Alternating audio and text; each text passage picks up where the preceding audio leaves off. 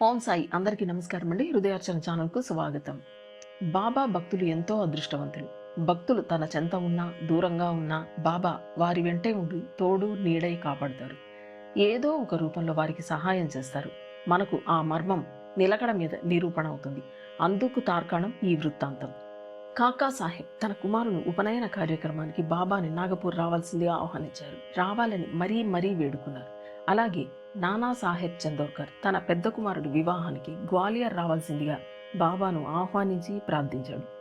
భక్తుల ప్రార్థనలు ఆలకించి బాబా తనకు బదులుగా షామాను పంపుతానని తెలిపి వారిని సంతృప్తిపరిచారు.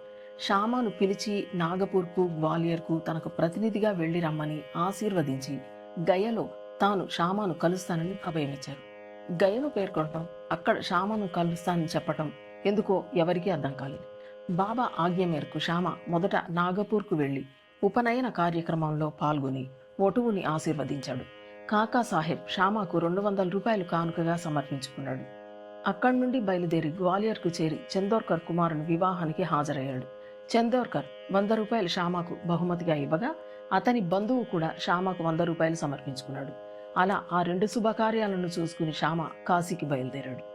జితార్ లక్ష్మీనారాయణ మందిరంలో గౌరవ మర్యాదలు స్వీకరించి అయోధ్య చేరాడు.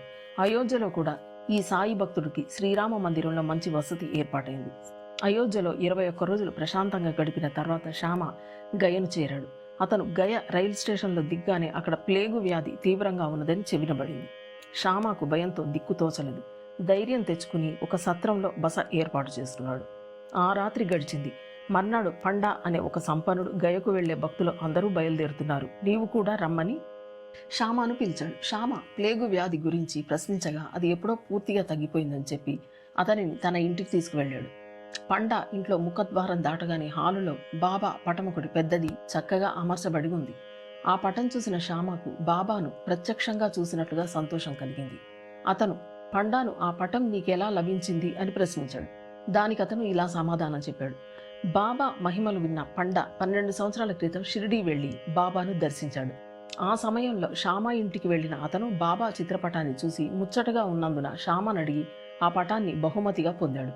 ఆ తర్వాత వారిరువురు మరలా కలవలేదు. ఇప్పుడు ఇద్దరూ కూడా ఒకరినొకరు గుర్తించలేదు. ఇప్పుడు బాబా పటం గురించి మాట్లాడిన సందర్భంలో మరలా కలిసినందుకు ఎంతో సంతోషించారు. అంతులోని సంతోషంతో పండా షామాను ఘనంగా సత్కరించాడు. గయలో నిన్ను కలుస్తానని బాబా చెప్పిన మాట వెనుక ఉన్న భావాన్ని గ్రహించిన షామ ఆనందంతో పొంగిపోయాడు.